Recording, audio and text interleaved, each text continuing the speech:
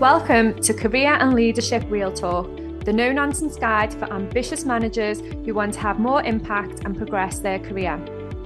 I'm Pamela Langan, a job search coach and expert CV writer specialising in helping frustrated professionals land the jobs and pay rises they know they deserve. And I'm Jackie Jagger, a leadership and mindset coach specialising in helping newly promoted and new to role leaders to avoid the dickhead trap and lead with confidence. Between us, we've helped hundreds of leaders and managers to find new roles, take ownership of their careers, and handle the challenges that job searches and leadership responsibility inevitably bring. And now we're joining forces to share with you what we know has worked for our clients. Hello and welcome to this week's episode. If you are listening as this episode is released, then it is the end of the first quarter of 2024, which has gone alarmingly quickly. But what we wanted to do was to share a process that we use individually for ourselves within our own business, but also that we use with clients, which is around quarterly reflection and future planning. So this is something that probably for me just became a bit of a habit towards the end of my employed career, and is something that I know that I could have been far more effective if I'd learned some of these skills earlier on, hence why we wanted to share it and encourage you to consider how it might be able to help you.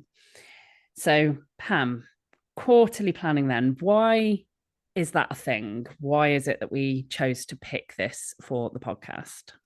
So we chose it. I feel like we chose it because it is something that we find so useful to start with. Like, we really find it useful, and it really helps us drive our businesses forward. And when we use it with clients, we can really see how it helps drive their careers forward and their effectiveness within their roles as well.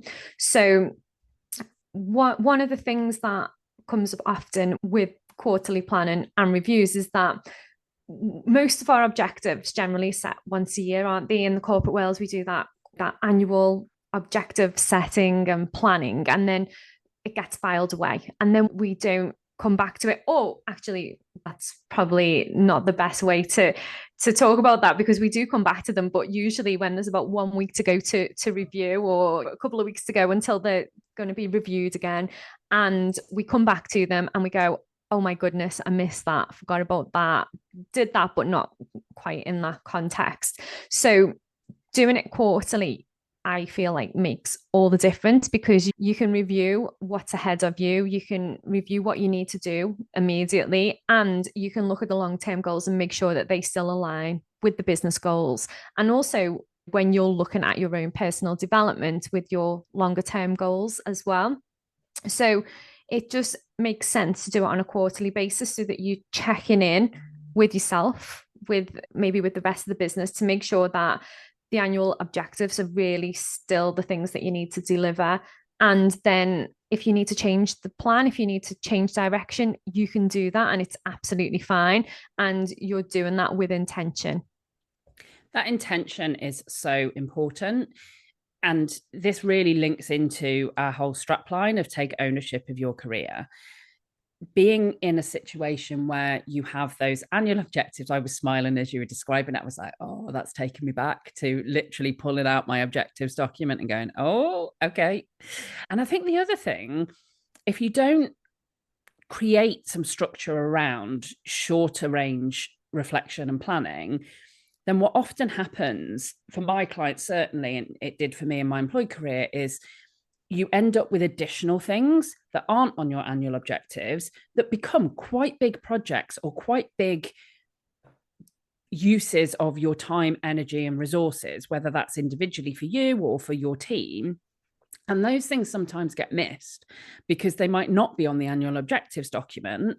And sometimes it's about reassessing, like you say, do the shorter term things that we're engaged with, me, myself, and also a team that I might be leading, are those still the most important things? Are they contributing to my annual objectives? And if the things that feel more important, or that I've been guided to say are more important for me to deliver in the shorter term, then those potentially need to be reflected. And it may be that things need to come off so that you don't run the risk of getting to that 2 weeks before your annual appraisal and realizing that it looks like you haven't achieved what you were supposed to achieve. You can really take ownership of showing throughout the year, not just at the end, the contribution that you're making, the value that you're adding in your role. Yeah, and one of the things that I find really useful with the quarterly planning is that it really helps you to set boundaries. So, where you might be unsure of what your boundaries should look like, actually, when you go through that quarterly planning process and you reflect on what you've achieved, and then you look forward at what you're going to work on in the next few months, that is really going to help you to decide what you can and can't do. It is going to really set those boundaries in stone, because by doing X means you can't do Y, or by giving time to something else means that it's going to take your time away from something that could be critical in you achieving your objectives. So I find it's really useful from that perspective as well. It really is. So if people haven't been in this habit, how can you make a start with this? If somebody didn't set 3 months objectives at the start of this year, or this isn't their annual cycle, where are the first steps? So the first step for me is always to stop and take a step back and assess what has happened in the previous quarter. You're just looking backwards at what you've done, at what you've achieved, how easy it was, how difficult it was, and really like focusing in on all of the good stuff, the things that you've learned, and also thinking about what you want to work on going forward. And the only way that you'll get to that point of what do I want to work on moving forward, or what are the priorities moving forward, is to think back and look at what you've covered over the last 3 months or the last quarter. Love that. And we've got 4 specific areas, haven't we, that people can start to use to get some of that hindsight and reflection and build some of that understanding of what's been happening before they move on to the future planning. So talk us through those 4 things. Okay, so the first one is going to be, what does the data say? So looking at all of the relevant data and metrics that will provide the insights into your own team's performance, the project progress that you've made, and just general overall results. And looking at, are you actually on track at this point to achieve the annual results that you want to deliver? That's always going to be number one. So that could be things like KPIs, it could be the ongoing stuff about projects that you're engaged with. Are they on time? Are they on budget? It could be looking at the review ratings that you've achieved or that your team have achieved. There's so much different data, isn't there, that people can look at to start to build this story. Yeah, definitely. And then the next part, number 2, is going to be reflecting on achievements, because we know most of the ambitious leaders that we work with, they don't spend enough time capturing the good stuff. And it's so important, because apart from that feel good factor that you get from reviewing the good stuff, it's really good to celebrate the successes, the big and the small successes, because we often overlook some of these things as just being part of the day job. But it can really help you to recognize the efforts and the contributions that you've made, that your team members have made, and understand what made those things possible. Like, what were those contributing factors and what made them possible? And it also really helps to define what your contribution is overall, or what the contribution that you've made is overall. And then when it comes around to your annual review, you will be absolutely super pleased with yourself that you created that list, because you'll have that list and everything will be documented on there, and you'll be able to retain that information. Yeah, I couldn't agree more with that. When people come to think about their annual appraisal, we have a recency bias in our head where the stuff that is more recent is going to be more memorable. And so if you haven't done this, you are doing yourself a disservice when you get to the annual appraisal, because you and your boss are likely only to remember the more recent stuff at that particular time. And a lot of these other things will potentially just be lost to the mists of time. So if you are serious about wanting to progress your career, this is one of the single simplest but most impactful things that you can do for yourself. Yeah, definitely. And then the third thing is identify challenges that you've faced during the last 3 months or the last quarter. And this isn't about beating yourself up. This is about having a real honest assessment of where you fell short or when you came up against unexpected obstacles. Because really looking into those things and understanding the root causes and how you explored those potential solutions is really going to help you moving forward, because most of us naturally will just put anything that was bad, anything that made us feel uncomfortable in a box and store it away. And what we want to do is we want to unpack that at the end of each quarter or the end of each month and think about what did make us feel uncomfortable? What did we learn from that? What can we take away? What will we do differently next time? This comes up so often with clients where something that feels uncomfortable and horrible actually becomes a really helpful learning point. When you look at, could I have anticipated that challenge? If I were to face that same challenge again, what would I want to do in that particular situation? These are the types of questions that when I'm working with coaching clients, they have that opportunity to reflect, and it lets go of emotion attached. It lets go of beating yourself up and shifts into, what can I take from it? I can't change the past, but I can change the future.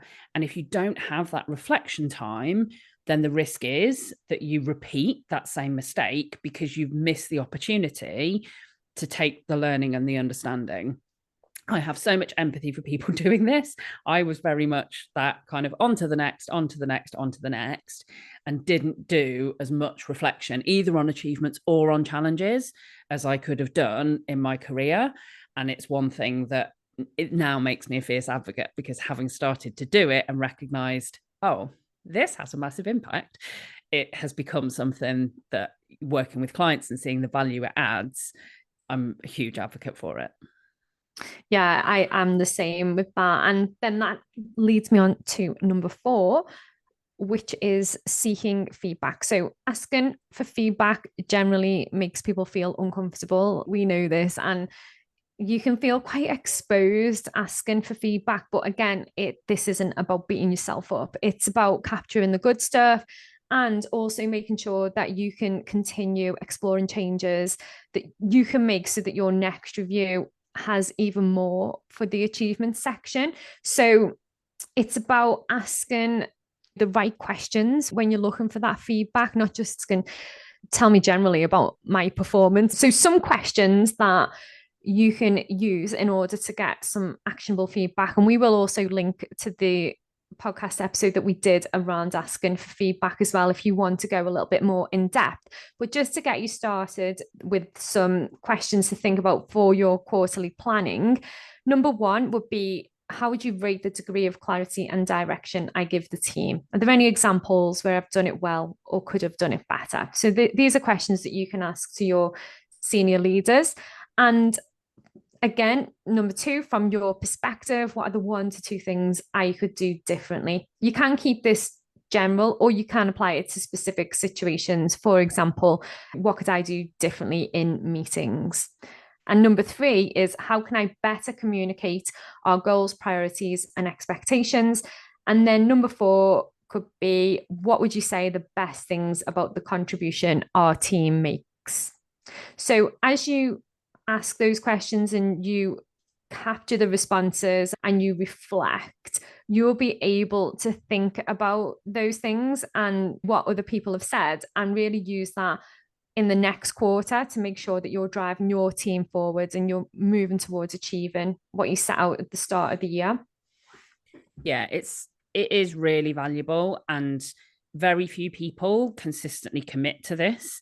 And even if you don't create a future 90-day plan, just purely creating that regular process of reflection and review will potentially be a game changer for your career. So even if you listen to none of the rest of this episode, then take note of some of those areas, think about how they could help, and create some time for more of that reflection.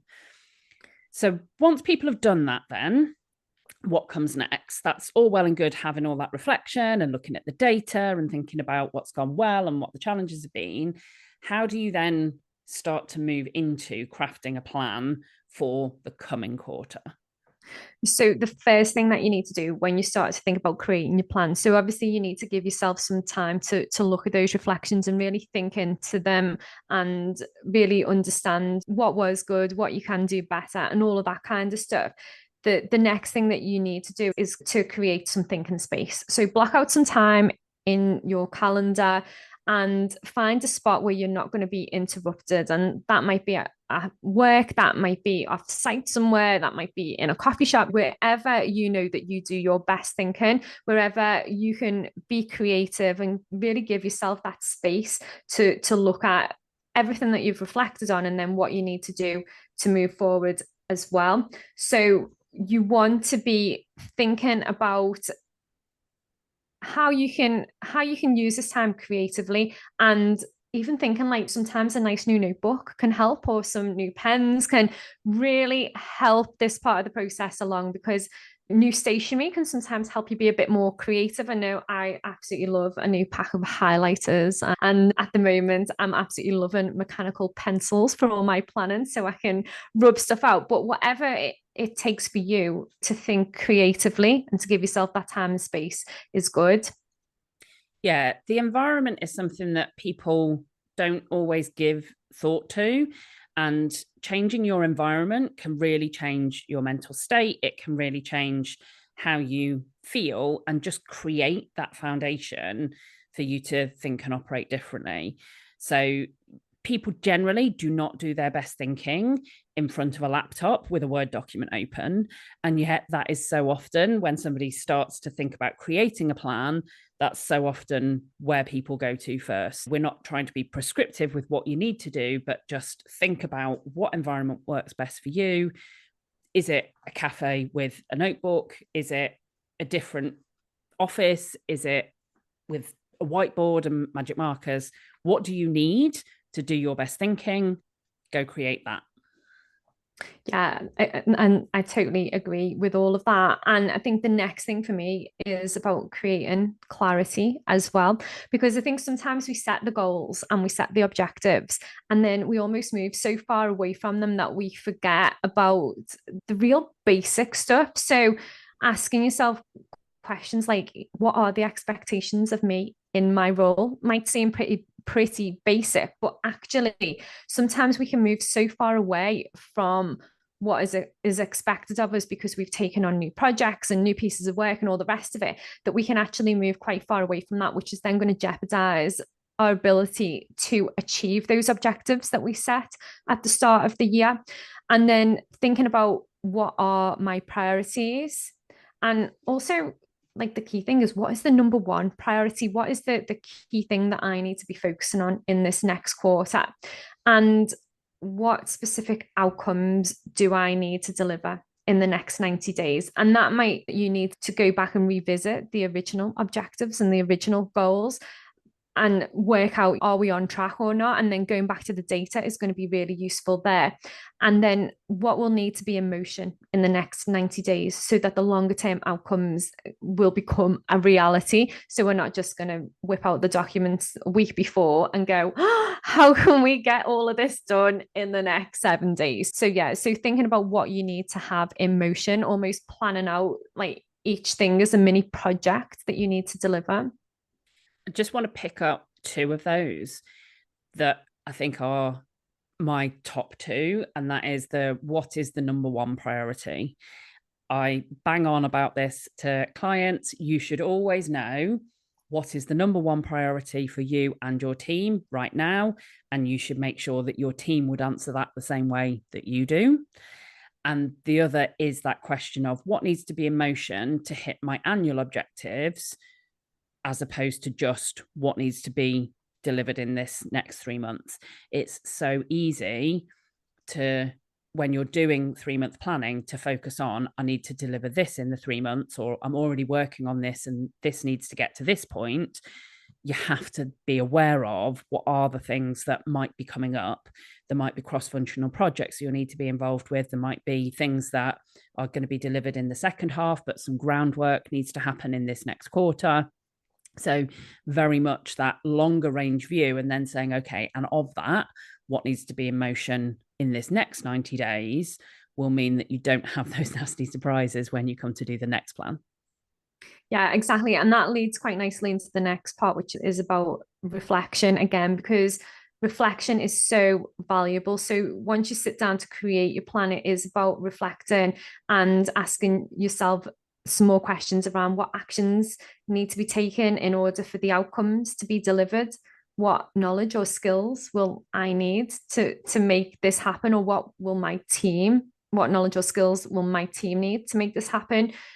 What relationships do you need to develop, and also what do you need to stop doing or do less of, and who will now be doing the work? And I think that's the real key part, isn't it? Because we get so focused in on, let's write some actions, let's write some objectives, what are we going to be doing, what does success look like, and all of that kind of stuff, but we forget to just reflect in that little bit deeper to really understand what actions do we actually need to take, and what are those core things that sit underneath all of that, like the relationships, because building strong relationships in one area can mean that you can speed something up in another area. And it's about looking at that as a whole thing and how it all fits in together. And it's just, when you do that, it's game changing. It really is. And we do this for our business, we do this with clients as well, don't we? And the feedback that we get from clients is, wow, that is absolutely game changing. I've never thought about it like that. I set the objectives at the start of the year and go and whip the documents out in the last few weeks and job's done. And then you spend that few weeks trying to pull all your evidence together and all of that kind of stuff, when actually doing it this way, you can make that real impact as you go along. And it helps with everything, doesn't it? All of this stuff that you'll be doing within this planning and within the 90-day planning is stuff that you can use for interview answers. It's stuff that you can use to progress your career, to understand where you need to develop on a personal level. It's just the most valuable thing that you can do in your career. It really is. So with all of that in place, then, where you've got that good thinking space, you've reflected on how to create clarity for what needs to be delivered or achieved, you've thought about the actions that then need to happen. Essentially, that's the point at which you're in the position to create your 90-day plan, isn't it? Yeah. And this is where you do need to now take the ideas that you've got and really document that plan. So it's easy to get really hung up on the format of the plan. And if you've already got one that you love, then just go for it, get it done, start working through it. Or if you haven't, or you're not quite sure where to start, or you'd like to see an example, then Jackie's created a template that you can use to get you started. As you're working through your plan, what you want to do now is you want to take all of the initial information that you've dumped onto the paper and ask yourself which of this stuff needs to come first, and start to sift through the ideas that you've got and almost create yourself 3 lists: a 30-day list, a 60-day list, and a 90-day list. And they're the things that you will then work through. And at this point, it's not unusual to have a huge list in month one and barely anything in the second or third month. And Jackie's smiling and nodding, because this is what happens generally, isn't it? When we do that first draft of the quarterly plan. Yeah, it happens all the time. And again, it's that recency bias in operation, where the things that have occurred to you all feel like, yep, that's important. So you've got all these ideas bubbling, And it's natural to then just put everything down for the next 30 days and then there's nothing beyond. And don't get me wrong, I think a normal 90-day plan will have more in the first 30 days, a bit less in the 30 to 60 days, and a bit less again, because curveballs will come in, situations will change. There will be things that you don't know now, or things that are contingent for later on what happens at the start. So it's natural that there will be more at the beginning when you first create your plan, but just be mindful of how much have you got, and is that realistic? Is that sensible? Bearing in mind how your week is structured and how you operate. What you don't want to do is just create yourself a mad, crazy 30-day plan, set yourself up to fail, and get to the end of the first 30 days and be, okay, that's all gone out the window and I haven't had time to do any of it. So it's just encouraging people to have some of that balance. And we would always advocate for people to review your 90-day plan. So craft it, create it, put something down, go away, have 24 hours and come back to it with fresh eyes. You'll see things that you missed, that you totally forgot, and you, how the hell did I miss that? You will also see things that look like bottlenecks. You will see things that you need to shift from now to maybe a little bit later. So don't just do this all in one go and think, ta-da, there we go. Create it, but then go away and come back to it before you finalize what your plan looks like. Yeah, and I think that's the key thing, isn't it? You need to get it done, and then you need to come back and revisit it, because when you come back with fresh eyes, you've had time to let things settle, and you can think through things in a little bit more detail. And also you might need to give yourself some time to think through the different processes and what needs to come first, and if that comes first, who then needs to wait, can that be managed? And then you can just take yourself through the process and figure it all out as you go. And I suppose the easiest way to do this and to like make sure that you are focused on your plan is to look at the top priorities for each of the lists. So on your 30-day actions, your 60-day actions, and your 90-day actions, like what are the top 3 priorities? And then you can then look at them and see, do they link together? Do they follow on from each other? Does this look right? And you're just picking the top 3, and you don't look at anything else until you've got through that top 3. That's such a common thing, is that people have this huge list. Here's my plan. And then you do that sense check of, okay, and the thing that you said was the current top priority for you and your team. How much of that is there in this? And the other things that you said were vying for attention of being the top priority, but didn't quite make it. How much of those is there? So if things really are the top priority, then make sure that's reflected.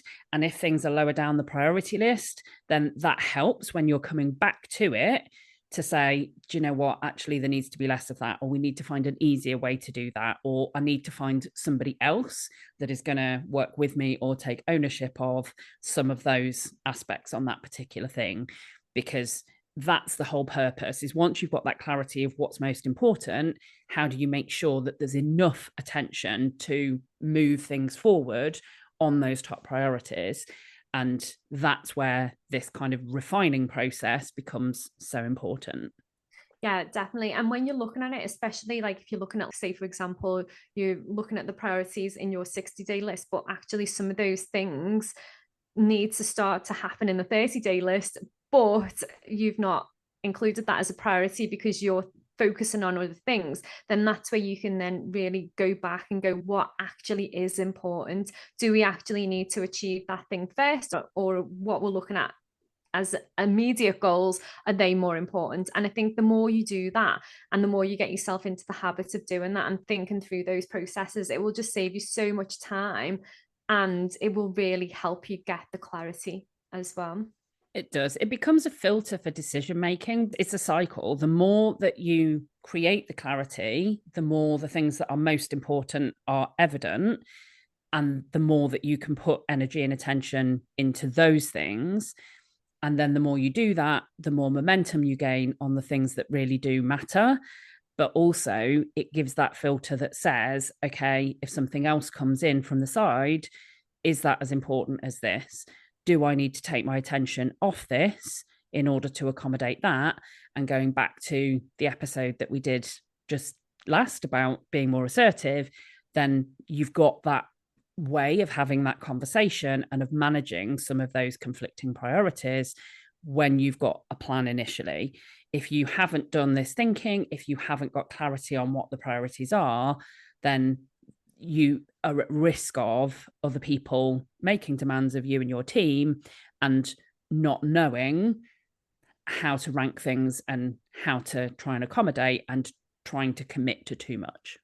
Yeah, definitely. And I think when you really do embrace and become consistent with planning and 90-day planning, you also embrace and become consistent with the creative thinking time as well, and making sure that you've got that planned in.